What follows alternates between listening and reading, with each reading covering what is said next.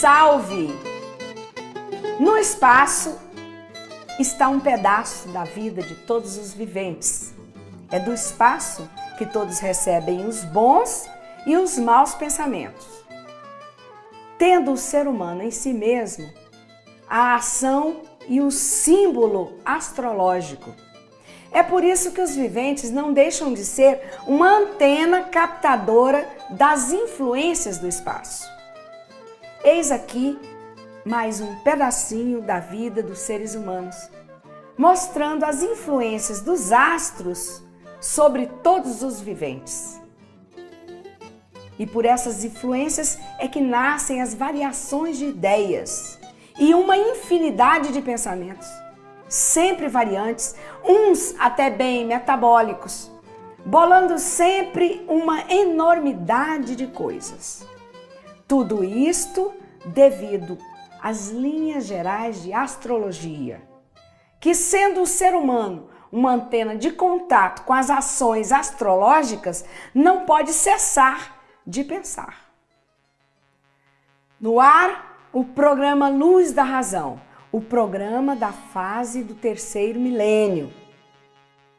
Então, pelo tempo ser variante e a natureza também, é que o pensamento se torna variante e não há quem possa ter firmeza nas coisas, pois hoje está muito bem com uma coisa e amanhã já não está. As desregulagens nos pensamentos dos seres são de acordo com a descarga atmosférica que ele recebe dos astros, sendo sempre mais magnética do que elétrica. Na carga magnética estão todos os venenos, todos os gases envenenados que sobem da Terra para o espaço. E por isso, essas cargas são causadoras de muitas enfermidades comuns e esquisitas. Então, por o ser humano ser um centro astrológico, é que com o tempo tinha que chegar à conclusão de encontrar em si mesmo a imunização racional. E nela, o porta-voz da verdade das verdades, por a natureza do vivente ser adequada à natureza que o fez. Por o vivente ser formado por essa natureza e depender dela para viver, é que se compreende ser formado por 7 partículas e depender delas para manter a vida. As principais que estão embaixo são terra, água, animais e vegetais. E as outras em cima, que são o Sol, Lua e estrelas. Estas têm ainda os seus derivados, que vão a mais, como por exemplo, parte magnética invisível, parte elétrica, o vento magnético, o vento elétrico. O vento magnético é um vento mau e o vento comum é natural, não prejudica nem incomoda. O vento elétrico é um vento acompanhado com chuva, quando é forte, e de pouca água, quando é fraco. Destes ventos, há o tufão, o furacão, o minuano e outros mais. Os corpos humanos estão aqui expostos a todas essas intempéries, a todas essas irregularidades, e é por isso que não há estabilidade e sim variações de pensamentos, de gostos, de decisões, de ocasiões boas ou más, tristes e alegres. Passa o ser humano por destemperado em virtude de ser formado por uma natureza desregulada e variante. Uma natureza que lhe dá chuva demais, seca demais, frio demais, calor demais, dias claros demais e dias escuros demais, ventos de todos os lados e de todas as formas. O ser humano, feito por uma natureza dessas, tem que ser a mesma coisa que a natureza é, desregulado. Aparentemente parece que regula, mas verdadeiramente está vendo por que é variante desse jeito. Então, a cultura racional descreve perfeitamente, em lições claras, historiando os motivos, os quês e os porquês de tudo e de todos assim serem, nos livros Universo em Desencanto. Porque estamos maduros e sendo apurados por esse vultuoso crepúsculo que se apresenta na organização do ser material, onde quem procura desenvolver exclusivamente o lado material só conquista o mal-estar.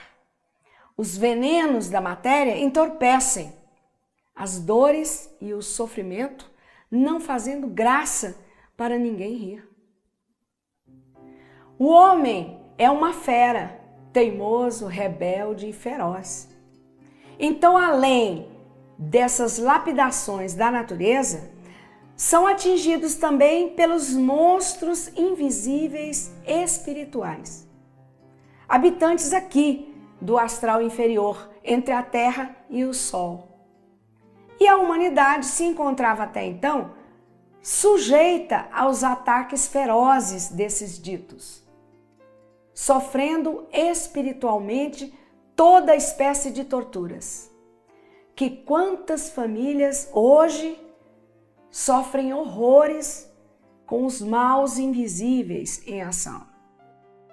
E o ser humano, para adquirir forças e proteção para não ser atingido por essa influência fatídica, procurou contactar com os habitantes do astral superior, do espaço acima do Sol, e conseguiu. Mas essa fase já passou. Foi a fase espiritual, a fase do desenvolvimento do pensamento, o segundo milênio. E agora, diante desse panorama do mundo e da vida, de todo esse infanticídio infernal na linha do fogo, onde as ruínas são muito grandes e o atraso é espantoso, os observadores olhando para o velho continente, a maioria dos povos em grande sofrimento, desiludidos de que possam ser validos ou socorridos por poderes invisíveis. A calamidade moral, física e financeira, o desequilíbrio e o desrespeito a tudo, o fim de impérios e seus feitos afundando, e o morticínio esse nem se fala. Que assim foi preciso até que saíssem dessa fase de liquidação à procura de socorro.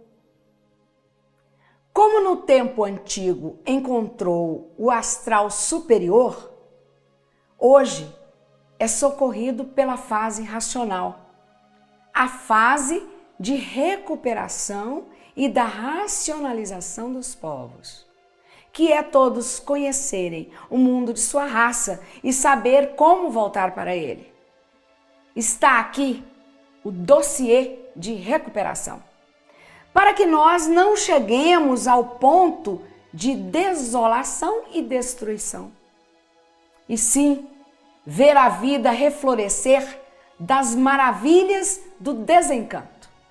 Os corações se abrem, se harmonizam, se tranquilizam e transbordam de alegria pela confiança do que se vê, do que se sabe e do que se conhece, alcançando e adquirindo a graça que é a recuperação de nós mesmos.